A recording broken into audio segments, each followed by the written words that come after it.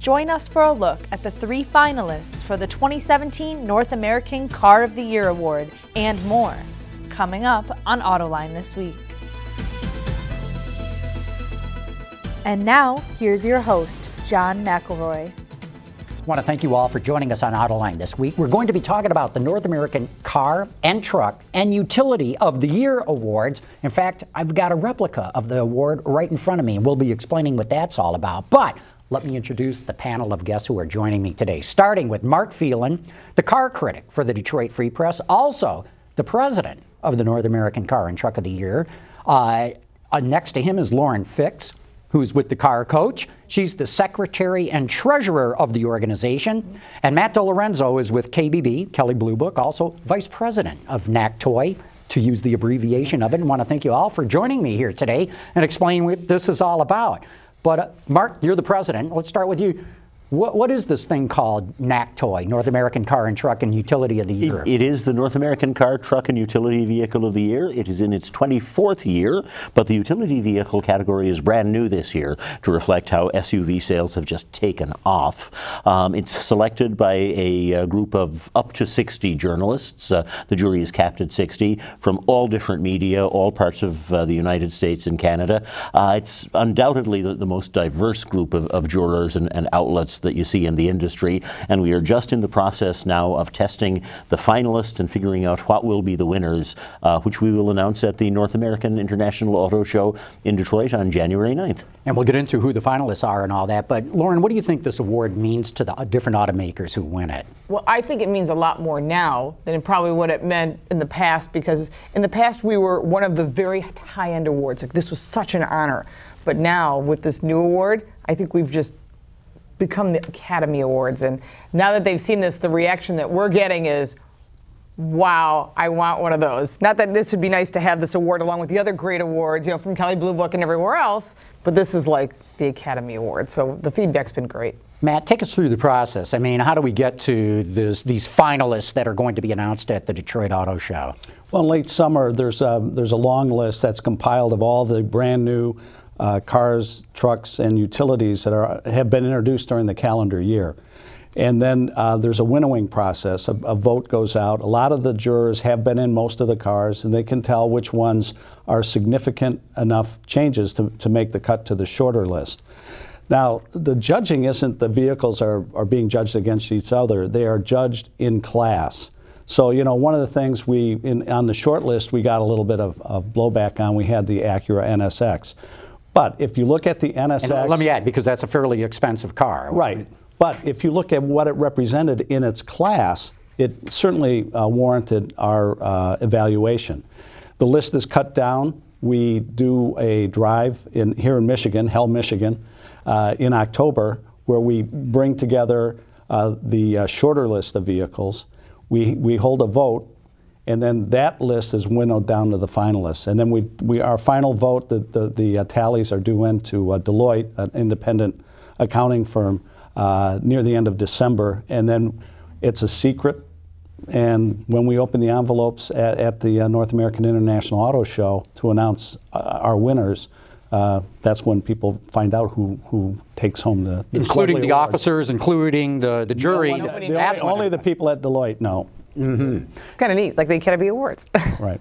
So, Mark, how do you go about evaluating a car? I mean, or a utility or a truck? What helps you winnow it down to the finalists? Well, I think the most important thing is to figure out who's going to buy this vehicle, who's the intended audience, and what are the reasonable expectations that they'll have. Because it makes no sense to hold a minivan to the same set of standards that you would a Miata, for instance. You know, what makes one excellent can be completely different. So you have to get your head into the space of the person for whom the vehicle is intended, and then you figure out how good a job does it do. We look for value, of course. We look for performance, all metrics of performance, from fuel economy to the ability to pass on the highway, to handling when it's a vehicle where that's significant. Vehicles that are a significant step for the industry, things that move the state of the art of automaking or design also get a lot of consideration. But really, to use an overused term, it's a matrix. There are a lot of factors, and every juror has to sort them out for themselves. Lauren, what's the thought process you go through in trying to evaluate these vehicles? Well, first for me, it has to be a game changer. I mean, obviously the vehicles that we choose aren't ones that just had refreshes. These are actually all new. So in the case of each category, I have to look at each car as it stands alone because there are so many of them. And we had it down to 16 vehicles in each category, and now we're down to the final 3 in each category. And so I have to go back and reevaluate and say, is it its style, its design, it's all the matrix of the performance. But for me, I want to add in that game changer. Which of those vehicles really says, wow, the person who buys this car is going to just be so thrilled that they made this decision. It has to be that plus all the rest of the factors. I mean, there's so many facets to it, and everyone, I think, all of the different jurors have their own little way of doing it. There's no favoritism at all. I mean, I like all the brands. If the car deserves it, the car deserves it. And we have some excellent choices this year. I think it was really difficult. Anything to add to that, Matt, in terms of the process? Well, in terms of the process, it's becoming a little bit more involved with the addition of autonomous driving features, driver assists.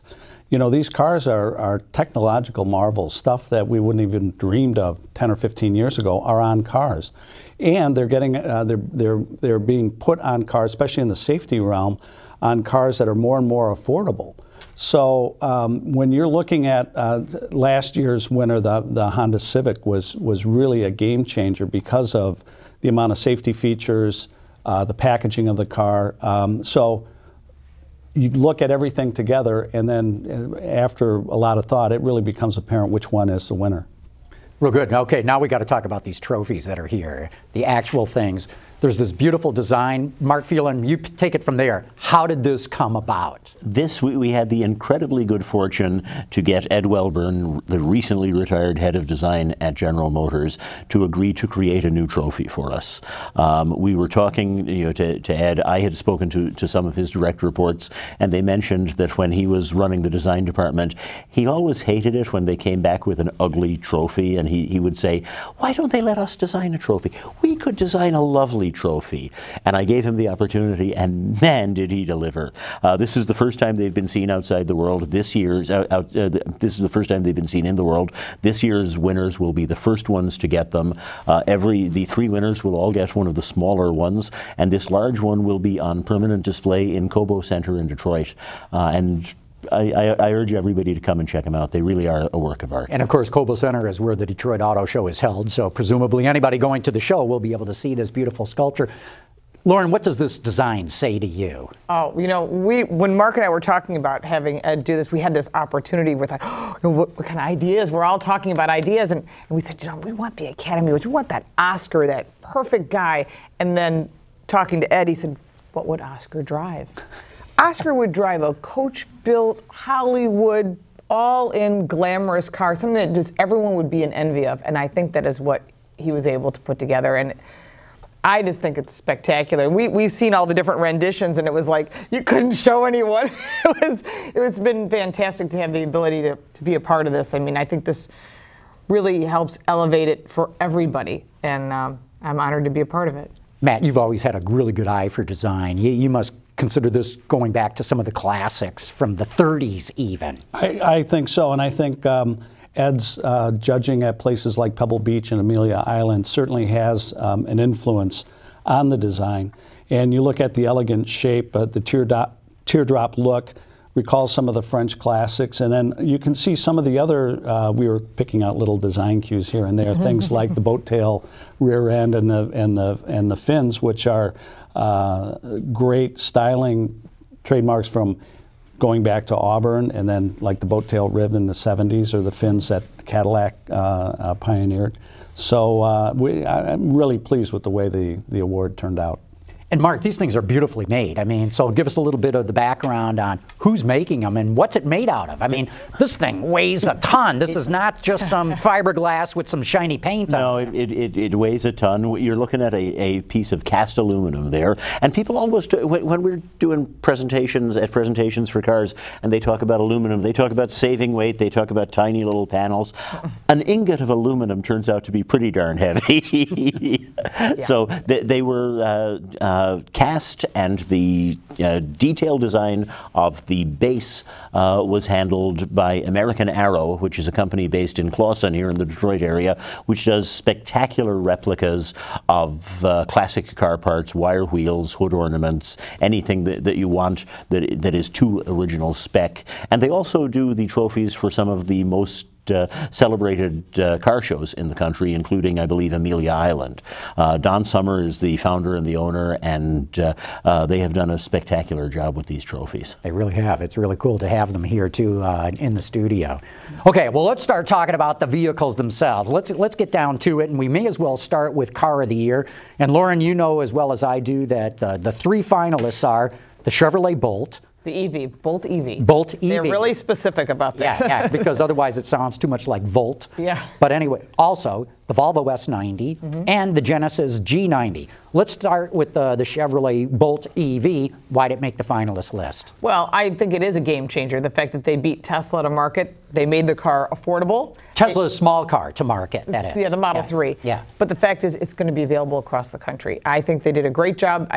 They got to market quickly with a product that we don't know if consumers are going to want, but I tell you what, the price is going to be right. If you want an electric plug-in, the price is great. There's dealers all across the country. You can get it repaired, so I give them thumbs up on that.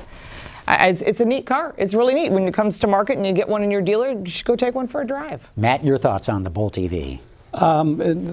Like Lauren said, it really is a game changer thanks to the range and the affordability factor. I think that Chevrolet has made a big commitment in this area. They stepped up. You know, there's not a lot of Bolts around, but they made sure that a lot of the jurors got through the vehicle, and we were impressed with the way it drove and handled and even looks. I mean, it's got basically a compact car or almost mid-sized car interior in a very compact footprint. So it's certainly up there. Additional thoughts, Mark? The chief engineer says they didn't set out to make a great electric car, they set out to make a great car, and I think that's what they did. And the fact that it's also an electric car that has a 238-mile range and is affordable for most people, I mean, the price puts it in the heart of the market. That is, you know, as Lauren said, a potential game changer. This is the vehicle that, you know, stands a chance of being the one that demonstrates how close are people to being ready to use electric vehicles in everyday use in large numbers of buyers. Okay, another finalist, the Volvo S90, Lauren. Oh, I love the Volvo. I think the design is spectacular. It's such a beautiful car. And typically when you tell people Volvo, they go, oh, the cracker box, you know, it's all square and ugly. But the Volvos have changed dramatically. And the money they invested in totally redesigning the vehicle, I think the S90 is got every single thing you'd want in that price point. And it's completely different than the other two in the category. So when you're looking at that, you have to look at it for its category because it's difficult because you're looking, okay, how is that in a Chevy, you know, the Bolt EV?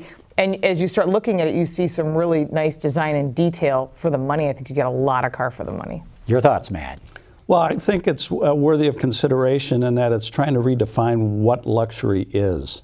You know, I think the Germans for the longest time have pretty much established what is expected from luxury cars. You know, great road manners, sort of brutal, massive looks. You know, solid door, everything like that. And Volvo has a much more tech look, and they've infused some of their Swedish culture into it. So it really is a different expression of luxury. And I think that that's one of the things that sets it apart in class. Oh, and it advances technology in interesting ways. The interface they've got for a lot of the controls is like using a tablet. You swipe right and left. It's been widely praised for that. Really a fairly revolutionary engine that combines supercharging and turbocharging. But most of all, I think the point that Matt made, that it brings a Swedish ethos to the idea of what a luxury vehicle is, and the whole market is better for having that variety added to it. It's a really warm interior and a welcoming place that is a striking contrast to what you see in some of the sort of dark Teutonic German models. And Lauren, final car on that list, Genesis G90. I really like the Genesis. I mean, for any car manufacturer today to say, yeah, let's add another luxury line, you would probably think they're crazy, but for them to say, we're taking this away from Hyundai and making its own premium luxury line to go up against the Germans, which is a very high bar to obtain, I think they want everything. They want the dealer experience, they want the car itself.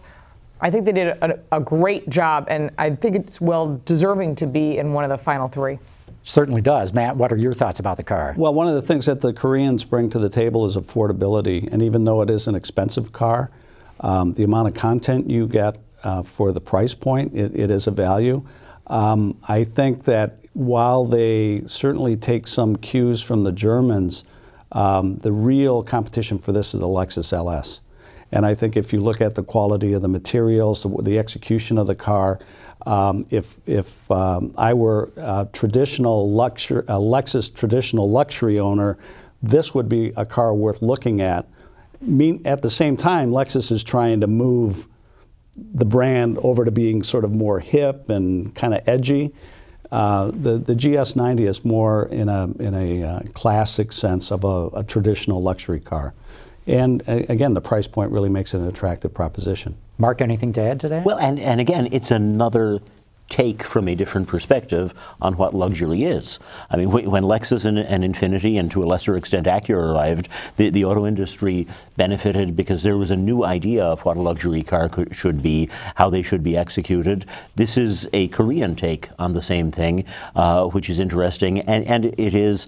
Hyundai is one of the most interesting and aggressive automakers in the world, and this is a fascinating evolution on their part, and they're fast learners. There's always a huge improvement from one generation to the next with Hyundai. So as interesting as the G90 is now, I can't wait to see what the second generation of vehicles they do will be. Okay, let's move to the next category, utility of the year. Mark, why don't you pick it up from there? Why don't we start with the Chrysler Pacifica? You know, the Chrysler Pacifica minivans, it's easy to forget them, but they are still overwhelmingly the best vehicle for young families, and the Pacifica pretty quickly established itself as the best in its class. I mean, in terms of usability, of just space efficiency, things to keep kids happy, the touchscreen video games that kids can play in the back seat on long drives. There's one that's Are We There Yet? That basically is an app that shows the van getting closer to grandma's house or wherever you're going. So it does all of the traditional jobs of a minivan exceptionally well, I think, and it is the first real family vehicle that is also a plug-in hybrid, and the electric range on it is about 30 miles, which, especially for a vehicle like that, could cover the vast majority of most daily driving. So it's a very good minivan that could go almost gasoline-free a lot of the time. And I have to say, I've been driving one for the last few days. I used it to help haul around these big, heavy awards, in fact. And I find that the hybrid delivers on all of the promises that Chrysler made. So it's a very interesting vehicle. In fact, I want to say it's got an EPA rating, if you keep plugging it in all the time, of 84 miles to the gallon. Yes. For a minivan is spectacular. Yes. So, and 33, I believe, miles on a charge, on a fully charged battery, which, you know, if you think about minivans, if you're going to school, to soccer, that kind of thing, that covers most of your driving. It really does. Okay, in the interest of time, we're going to have to devote less time to each vehicle, but Lauren, why don't you talk about the Jaguar F-Pace, which also made it to the finalists for utility? Okay, I have to say that for Jaguar to take a leap into the SUV market, they saw, and I actually, when I first saw it, I thought it's the same size as like a Porsche Cayenne, but it isn't. It's a little bigger than like a Porsche Macan. So as I'm looking at where it fits in that Q5 competitor, I'm thinking that was really smart, because now that they've totally revamped their lineup for Jaguar, for them to come out with an SUV such as the F-Pace, again, we keep using this word, but it is a game changer. And it's a game changer for Jaguar to take a leap into that, hey, I happen to have, you know, an F-Type to drive around, but I've got an F-Pace to haul it to the track or whatever. So I think they're kind of doing that BMW thing. I've got, you know, maybe an X6 to drive and an M car from behind, and they're starting to play that same game because they realize there's a lot of market to take. And overall, I love every single thing about it. There's a few things I would change, but I have to say, for Jaguar to come up with an SUV, I'm impressed. Yeah, and as we talked about earlier, the whole market is shifting that way Jaguar, which is also co-owned with Land Rover. Land Rover was supposed to only do SUVs, right. Jaguar only passenger cars, but the market's shifting so much, they had to get into it. They had to. It was smart. It was a very smart move. And I like what the fact that Tata said to them, basically from what I've been told from the executives, here's a check, don't go crazy, but do what you have to do to make it the best in the market. And no one's going to confuse it with a Land Rover, which is the important thing. Yeah. Yes, it's clearly a Jaguar. Okay, Absolutely. Matt, what do you think about the Mazda CX-9? I think it redefines design. A lot of the crossover SUVs were heavily influenced by traditional SUVs. So they had to have sort of a lot of body cladding on it or roof rails or real sort of macho look to it. The CX-9 is elegant. It's a beautiful 3-row, almost a tall station wagon.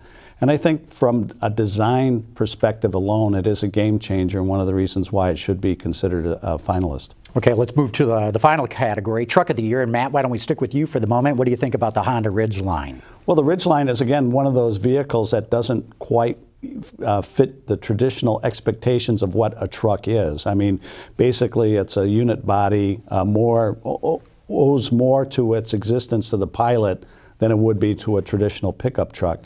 And yet it has all the functionality. And one of the smart things that Honda did was, rather than try to invent something new, they gave it a more traditional pickup truck look to it. And I think they're really going to, they've found the right blend, and I think they're going to do very well with the vehicle. Yeah, the first one was considered ugly by a lot of people, and so they went with a more traditional look. I'll bet that pays off for them. I'll bet it does.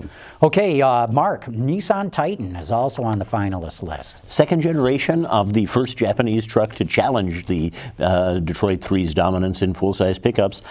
Very, very considerable improvement on Nissan's part. They spent a lot of time on this, and they have, and it shows it's paid off. They're going to very heavily promote the fact that it is engineered and built entirely in America. It's a very interesting vehicle and a good challenge to a market that's been locked up by the domestics. Also, they've added this Cummins diesel engine, which the Ram brand kind of walked away from. And I got to believe that having that Cummins diesel in the Nissan is going to help them from a marketing standpoint. The diesels attract a set of very, very passionate owners and owners who really use their trucks. So they're opinion leaders in some ways. So a diesel can do you a lot of good with people beyond just the ones who buy it. Mm-hmm. And Lauren, the last one on the Truck of the Year list that made it to the finalists is the Ford Super Duty. I'm actually driving one today. So, and I'll have to say, I do own a 1-ton truck, so I'm well involved in the Super Duty lineup. It was nice for them to finally do a reface, because they didn't just do a reface, they did everything. The chassis, the suspension, the brakes, everything about it. And the new truck now belongs to the family of the winning F-150. And I see that that's finally all the same goodies that we had on the F-150 that we all thought was great, which is why it won Truck of the Year, is now in that Super Duty. And having the 250, 350, 450, all the way up into the the 650 and the 750, that's like serious trucks. Ford really put a lot of money and a lot of effort into it, and it's well deserving. And it's won a bunch of awards from other people. But I think when it comes to trucks, they've been, for 40 years, the top-selling vehicle. And there's a reason for that. Their trucks, they design them based on work. Can they haul, can they tow, do they meet the needs of their customers? It's not necessarily about style and design, which they get from other manufacturers, and they go, well, that's where they are, so we'll make it that much or better. But to them, it's always about making sure their customer, which is a work truck, get what they need, and it actually does the job. And they succeeded, and I think I think we got 3 really great finalists. It's going to be a difficult decision in every category. Did they change that to aluminum like they did with Yes. the lighter trucks? So it's all aluminum. So this is Lighter, more towing capacity, more performance, more torque. You buy those things for work trucks. Yeah, very interesting. So, Mark, what happens now? We've gone through the finalists. We know. Walk us through the procedure and how it's going to be announced for the winners. Yep. Well, the jurors are still in the last, probably, reevaluation stages for any of the finalists that they wanted another look at. The voting deadline is December 28th, and we will announce the winners on January 9th at the auto show. And as Lauren said, it's incredibly difficult to handicap this field. Mm-hmm. I have almost no idea what's going to win. So I'm going to be as interested in anybody in seeing what happens when we rip open those envelopes. Is that right? No, any predictions, Matt? You know, I think Bolt has an edge. It is a game changer. The SUV, I think, again, my handicapping, I think Pacifica stands a really good chance. Truck, I have no idea. I mean, I think the three. Lauren, Yes. Can I put you on the spot Honestly, I think the Genesis has a great chance because it's all new brand, new everything about it, and what you get for your money and the 10-year, 100,000-mile warranty. I'm impressed. When it comes to the SUVs, I had this problem with the Pacifica because of the name, because in my head it's still the old Pacifica. So I'm sort of gravitating toward the Jaguar F-Pace because I think that's pretty bold, a Jaguar, to take a shot in the dark and go, this is either going to go great or it's going to be ugly. But so far the sales have shown record sales, so that means the consumers love it. And truck, that, you know, I like all three. I really do. I am torn on the truck one. That's Okay. tough. All three are excellent. Okay, Mark? My personal leaning right now, I go the same way as Matt with the Chevy Bolt. That has the potential to really be fairly revolutionary, I think. And in the drives that we've been able to do so far, it seems to deliver on that potential. Yeah. Two quick answers. We're down to the last few seconds here. Pacifica Ridgeline. Okay. I like that. I like that. That was quick. I think I might go with that one. Yeah, you're on the jury. I'm on the jury too. I'm going to say Chevy Bolt, Chrysler Pacifica, Honda Ridgeline. See, I will pick the truck. You guys didn't, but that's what I'm going to do. Truck's a tough one. And we're going to know fairly soon who of us is right. And no one will know till So, Mark Phelan, Lauren Fix, Matt DeLorenzo, thank you guys. Very interesting show, and love that you brought the trophies. Thanks. Thanks for having us. Thanks.